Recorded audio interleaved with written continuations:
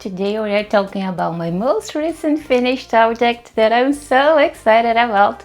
I also have 2 works in progress and a new project, so get comfy and let's dive in.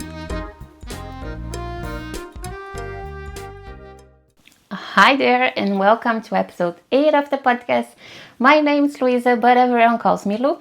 And here on the channel I post regular podcast episodes every 2 weeks, talking about all my works in progress, my future plans and ideas, and basically anything that crosses my knitting mind. So it is supposed to rain pretty heavily today, but the rain is still not here, so I'm recording the podcast. But I just wanted to say that before we start, because I don't really know how the lighting situation is going to play out. But anyway, here we are. Summer is almost here, and apparently I can wait for the new season to arrive because I've already been gathering a few projects that I want to work on throughout the season. So you can expect my summer knitting plans video coming out in the next few weeks or so. But I don't really know why I'm saying all of that because this is a podcast episode. So let's just talk about my projects.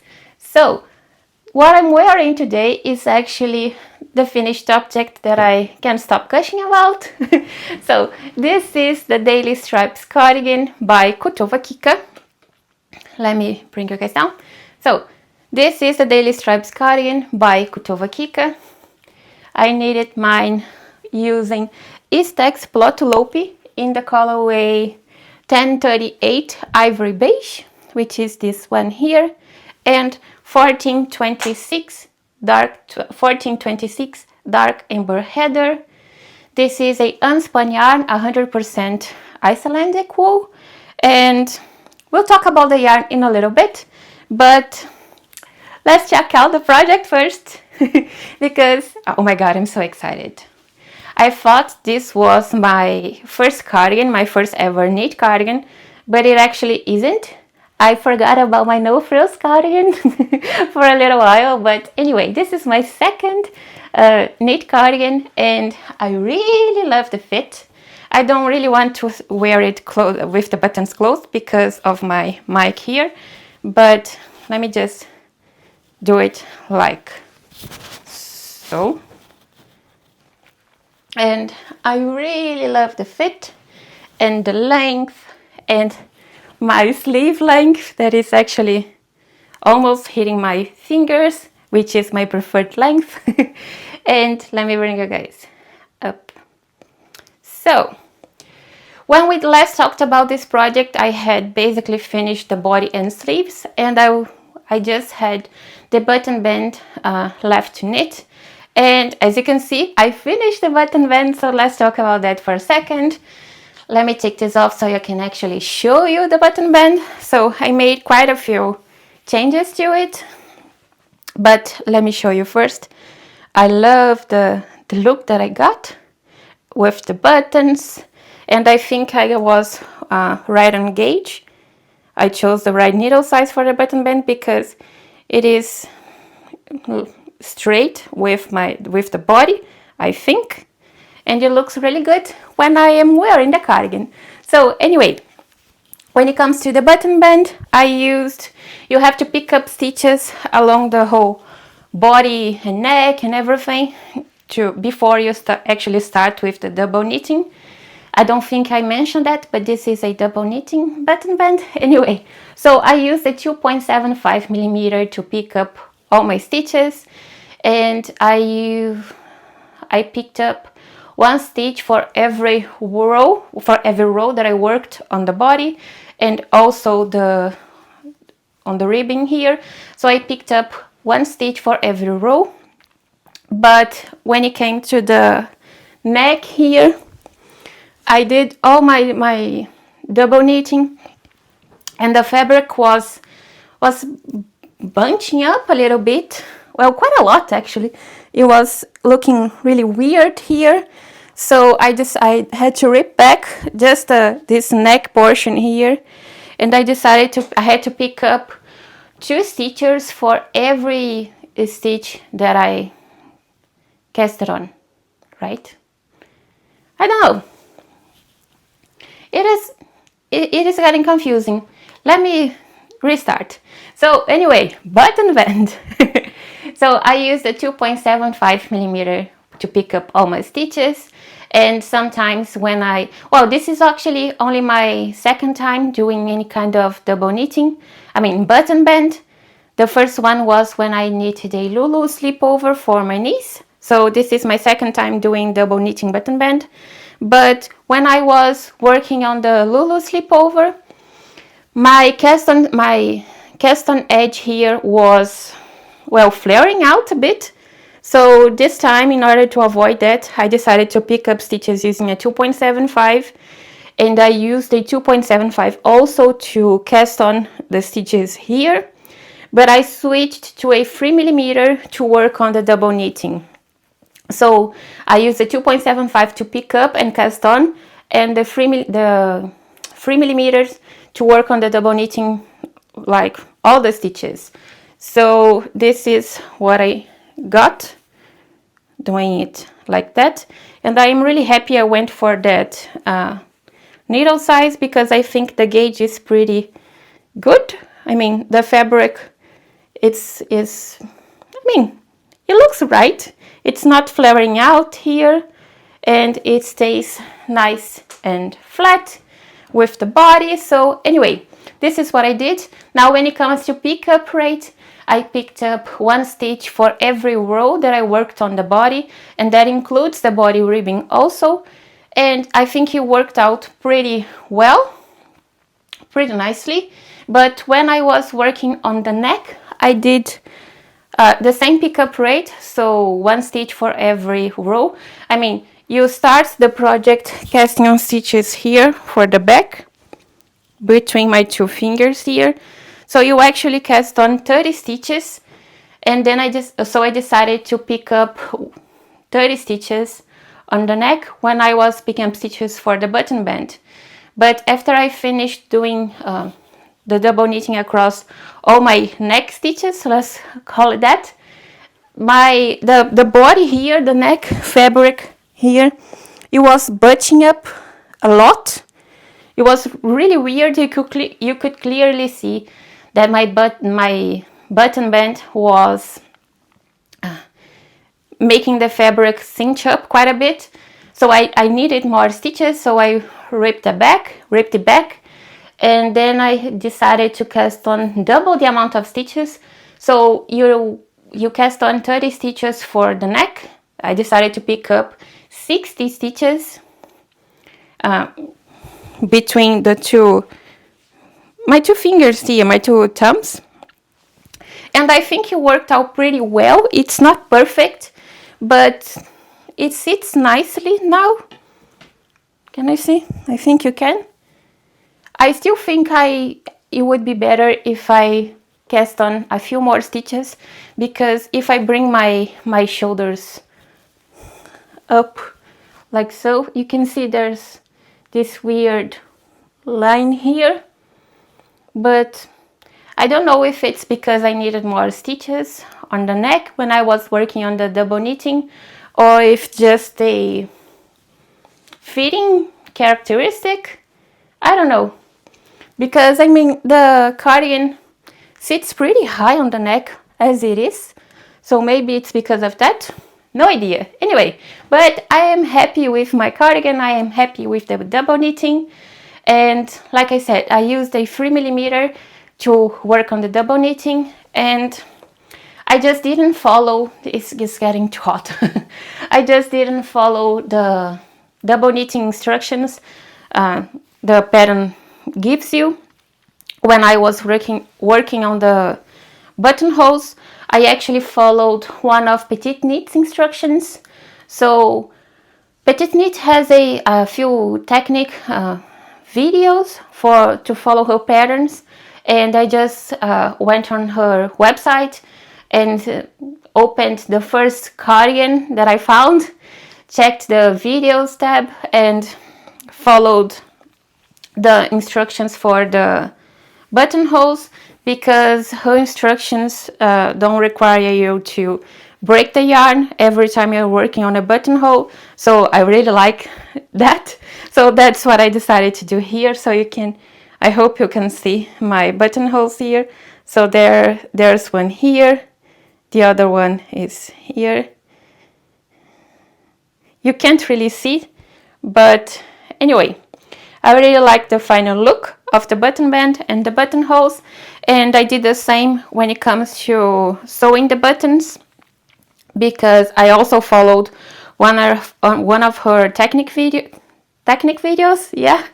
So I really like the way the buttons look. I love the color of my buttons. I'm really happy with them. And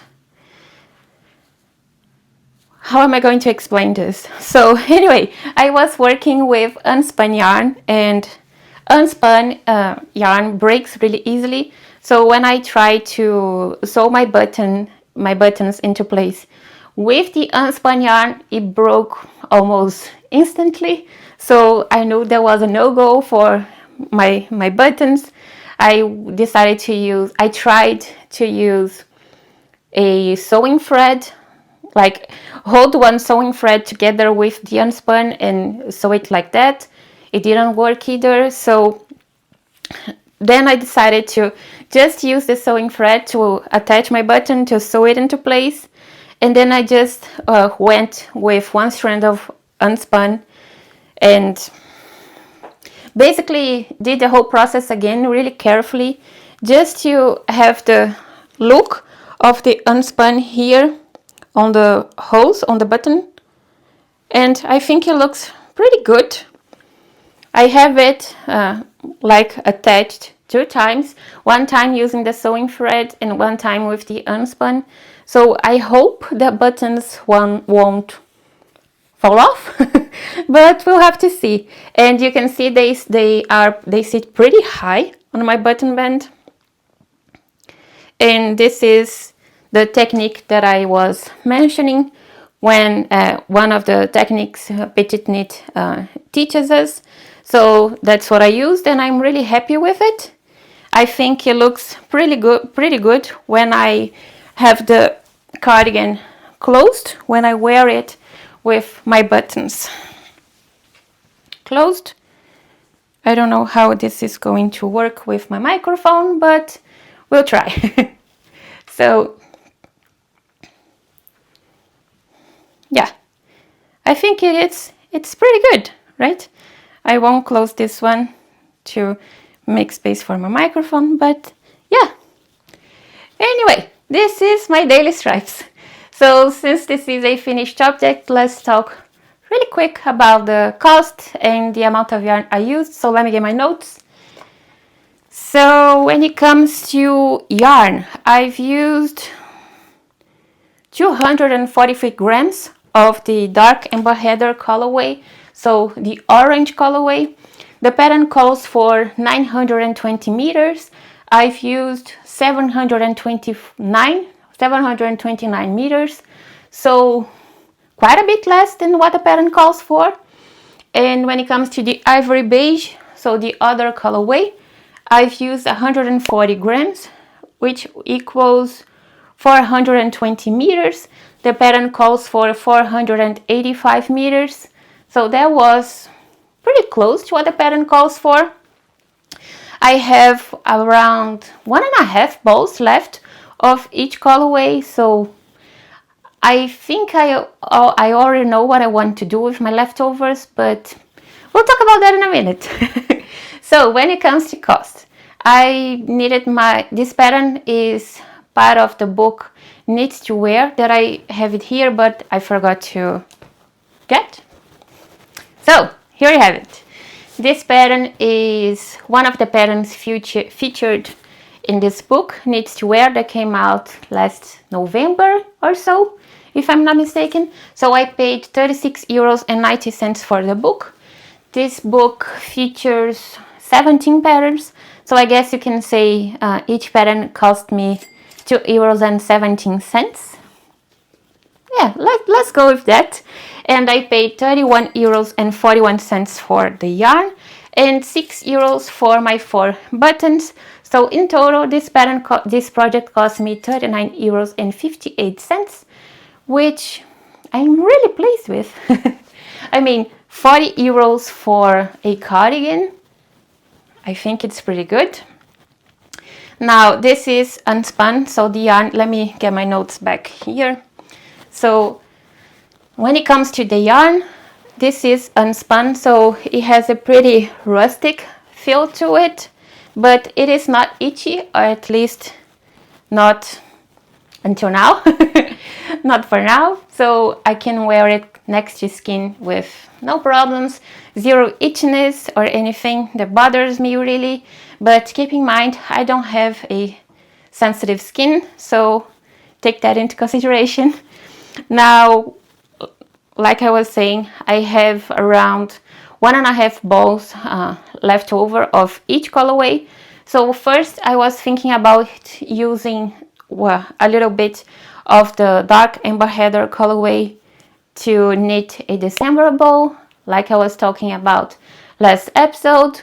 But I mean, I have 1.5 balls. I think I can make better use of my leftovers. So I did a little bit of math, and according to my calculations, I think I have just enough yarn to knit a Sophie shawl. So, and I've never done a Sophie shawl before, so maybe that's a good idea. I mean, it would be nice to have a shawl with this color, or maybe even the Ivory beige one. I don't have any shawls with a light color like so. I just have really colorful shawls, or a black and white with a little bit of orange actually, that I finished a couple of months ago, my Frills shawl that we talked about here on the podcast. And I don't know if it's too rustic to have it next to skin, like on my neck, because I don't know, I think I am more prone to itchiness on my neck. Anyway, I am getting off topic. So this is my daily stripes, and I am really happy with it, and I'm just going to wear this throughout the podcast because it's almost summer and it's going to get too warm outside to wear a cardigan. So anyway, the next project I like to share with you today is my Lyon sweater. I almost forgot the name. It's my Lyon sweater by PetiteKnit, and it is here. I forgot to take it out of my cubby over here. So this is my Lyon sweater by PetiteKnit. I finished the body since the last episode and knitted the collar, and I've also begun the sleeves, but I just have what? I don't know, I don't think I even have 1 centimeter done on the sleeves. But anyway, the yarn I'm using for this project is Knitting for Olive Merino in the colorway Marzipan and Wild Berries. I am holding 2 strands together. Is it focusing? I think it is. So I am holding 2 strands together of the Knitting for Olive Merino to knit this project up. And as you can see, blocking really does make a lot of difference. So this is where I was last podcast. So I finished my stripes and worked on the 1x1 rib. I love the look of the 1x1 rib with this yarn. It looks really neat and really nice. I'm so proud of the look of this 1x1 rib because, well, 1x1 rib, at least when I work on a 1x1 rib, it has a tendency to look really wonky, and I don't know, I really love the look of this rib with this yarn. I finished the rib with a Italian bind off. I don't know if it's too wide of a rib. I've knitted 7 centimeters, which is what the pattern calls for, but it looks pretty wide. I don't know if I will end up regretting it or not, but anyway, this is what I did, and I still haven't blocked it. So from my stitch marker here up, it has been blocked, but this last section here has not been blocked, so you can really see the difference. That's why I don't think I will try this on today, because it would look really weird. Anyway, now I haven't made any modifications to this pattern up until now, at least.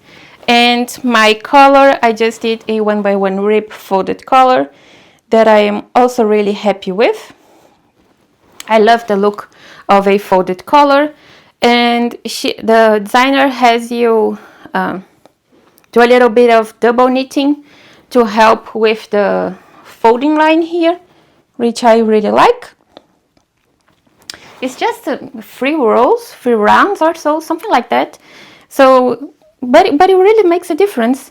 Now, when it comes to binding off the stitches on the collar, I like to bind off and fold the collar at the same time. So every time I do this, all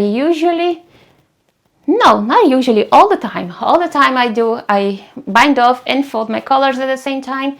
I switch to my body needles, so I use the 4mm for the ribbing, so on the body and also the collar.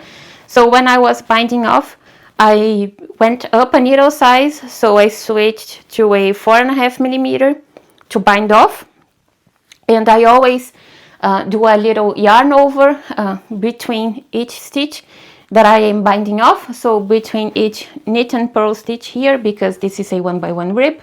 So, and I bind off this yarn over together with the stitch I have on my right hand needle, so I just bind it off together with my knit or purl stitch or whatever, and it really makes up a little, it gives me a little bit of a stretchiness here on the collar, which really helps when I am putting the sweater on. So let me see if I can show you. It is not going to look really pretty, but I hope you can see what I mean.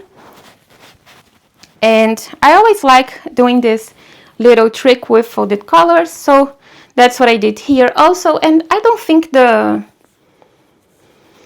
seam line here looks wonky. I mean, it is just fine. It's on the wrong side. Nobody's going to see it. And if someone sees it, then I have bigger problems, right? And here is the front. Yeah, I am just fine. Just happy with the look of my collar.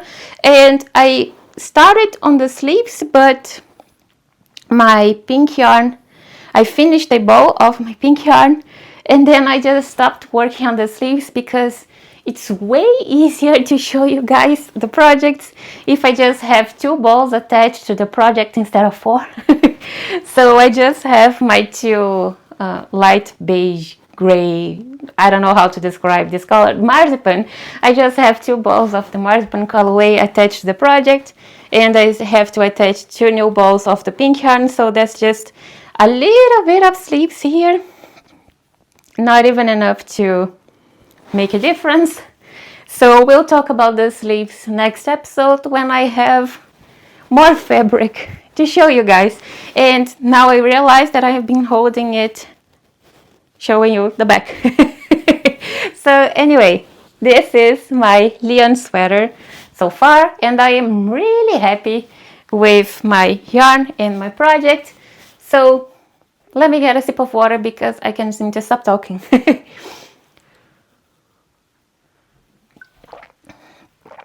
So, what else? My next work in progress is my Skyline Tee by Tori Yu. So, what am I doing wrong this time? Here. So, my Skyline Tee by Tori Yu. Can you see? Yeah, I think it is just perfect now. So, when we talked about this project last episode, I was working on the back still. So since then, I finished the back, knitted the 2 fronts and joined in the round.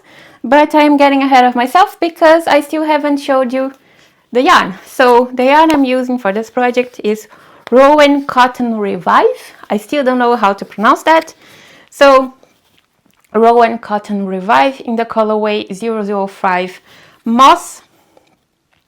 Let me show you the color. I really like the yarn. This is a 90%. Is it 90? It's 90 or 80? 80% cotton, 20% other fibers made with recycled fibers. So anyway, this is the yarn I'm using for this project, and I am loving this yarn so far. So this is 80% cotton, so it has a more, how can I describe this? It is not as soft as wool, as a woolly yarn, but it has a nice touch to it. I think this piece is going to be really breathable. I'm really loving this project so far. So like I said last episode, I just made a little modification to this pattern, which is I decided to twist my ribbing here on the shoulder panels, saddles, I don't know. So I'm doing 3x1 twisted rib here. Other than that, I am just knitting it to pattern. I'm slightly worried it is going to turn out really big, maybe, because if I try this on, I think I can try this on today. I mean, it would be a good idea, right? I think it would. So let's try this on. Here, let me bring you guys back. So when I try this on, I am concerned when it comes to my yoke depth, so the armhole depth here.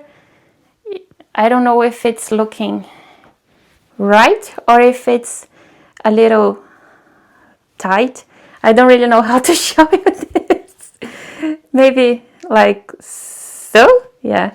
I don't know if it's too high. Anyway, but aside from that, I am also concerned when it comes to the size, because I am on gauge. So, but at the same time, I don't know if it's too wide, and this hasn't even been blocked yet, and it is 80% cotton, so it has a good chance it will grow with blocking. Maybe I can just steam block it instead of wet blocking to prevent it from growing so much. But let me show you the back. It looks pretty good. I don't have any rowing out issues, so I'm really happy with that. I think it's because of the construction of this yarn. My yarn fell to the floor. So I think it's because of the construction of this yarn. It is a chain construction, so the yarn has a little bit of elasticity to it. That's the reason why I don't have any rowing out issues, I think. So yeah, I don't know if it's going to end up too wide here on the body, but I think it's too soon to say, because I just have what, 2 centimeters on the body. So yeah, I think maybe it's too soon to say. So my plan is to just finish working on this bow and then maybe knit the sleeves before I decide anything, before I make any decisions. And I think I will do a little steam block when I finish this bow also, just to be sure of how things are looking like. But yeah, this is my Skyline Tee so far. So it is a saddle shoulder construction. So I have my shoulder panels here, stitches on hold. So I think if everything goes according to plan and I am happy with the size and all of that, when I finish this bow, I think I will go back and knit both sleeves and the collar. Like I said, let me take this off so I can really show you what I mean. So we are back, but I forgot to turn it up. So here we are. Now we are talking about the shoulders. So I think I want to actually go back and knit the sleeves before I finish the body, because this is a tee, so The sleeves on the pattern go around here, I think, or something like that. And I think I want to shorten the sleeves a little bit. I like the length of the sleeve, of this sleeve actually. I think it's a pretty good length. It's just the way I like for tees. So I want to do something similar with this sleeve here. But I still haven't decided how I want to do the ribbing on the sleeves and collar, because I switched to a 3x1 twisted rib here. So I don't know if I showed you this before or not, but let me try it again. So I went for a 3x1 twisted rib, and I have this crazy idea of carrying this 3x1 rib design throughout the ribbing on the sleeves and collar, but this is potentially a really bad idea. I don't know if it's a good or not idea. If it's a good idea or not. So I don't know if I want to do a 3x1 rib, twisted rib actually, throughout the collar and the sleeve ribbing, or if I want to do a 1x1 rib. I don't know, I still haven't made up my mind, so that's one of the reasons why I'm still working on the body. So yeah, we'll see. But I think I will just need a 1x1 rib, because, well, I think a 3x1 rib, it has a high tendency of looking weird. I don't know. If you could share your opinions with me, I would highly appreciate, because I cannot make up my mind. So anyway, this is my Skyline Tee so far. And just one downside of working with this yarn, it is not this yarn, actually is a issue I have every time I'm working with cotton yarn, which is I don't really know how to weave in my ends. So I don't know if you can see this on camera or not, but I have one end woven in here, and you can really see it. It is not really that noticeable, but I can really see where I've woven in my ends, and that there is one here also. So we can really see a line of 10 centimeters, 4 inches or so here, which is where I've woven in my ends. And I just hope this blocks out, but in case it doesn't, yeah, I don't know what am I going to do, because it's right here, so it's not really in a place that you won't actually look at that much. If it was on the back or maybe under the arms, it would be just fine, but here, yeah, if this doesn't block out, I think I will rip it off and do something else, but I don't really know how to weave in cotton ends. Anyway, I think that's all I have when it comes to the Skyline Tee. Let me check my notes to make sure I'm not forgetting anything. Yeah, I think we're good. So now let's talk about the new project, which is, let me adjust the camera. So let me put this on, because now it's getting cold. So now let's talk about the new project, because it is really exciting, but it is making me, well, scared at the same time, because I decided to cast on the Clematis sweater by Emma Maier. I'm really sorry, I don't know how to pronounce the name. So anyway, the yarn I chose to use for this project is Malabrigo sock in the colorway 343 Legend. So just in case you wanna see the colorway name. So this is the yarn. It is really pretty. You can see some speckles, some orange speckles and purple and pink. Obviously a little bit of white, a creamy color. It is really pretty. And I have no idea how to show you. this color because the camera does not do it justice. So anyway, I decided to cast on this project, but this pattern calls for one strand of DK weight, if I'm not mistaken, and one strand of mohair, and my idea is to just use one strand of this fingering weight yarn held single. So yeah, I will be completely off gauge. It's going to be a whole different ball game. So anyway, this pattern, this yarn is called Sock, but it is 100% superwash merino, so there's no nylon in it. And I really don't want to hold one strand of mohair together with this yarn because it is just so pretty. It is hand-dyed. It is my first time working with hand-dyed yarn, and I don't want to hold one strand of mohair, and well, it would hide a lot of the prettiness of this yarn, and I don't want to do that. I could hold a double, so this Malabrigo sock double, but then I would have to buy more yarn, and I have 5 skeins. I don't want to buy more because it would be a different dye lot and all of that. But anyway, I have 5 skeins. Each skein comes in 402 meters, so 440 yards.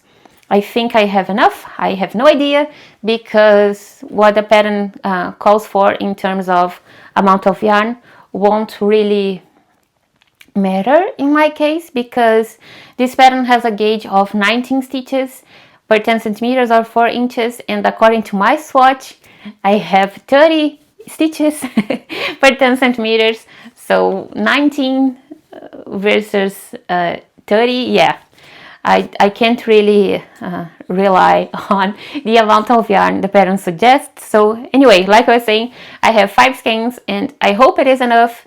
If it's not, well, I don't want to think about it right now because it makes me sweaty just thinking of it, so it is a problem for another day. So anyway, let me show you the swatch.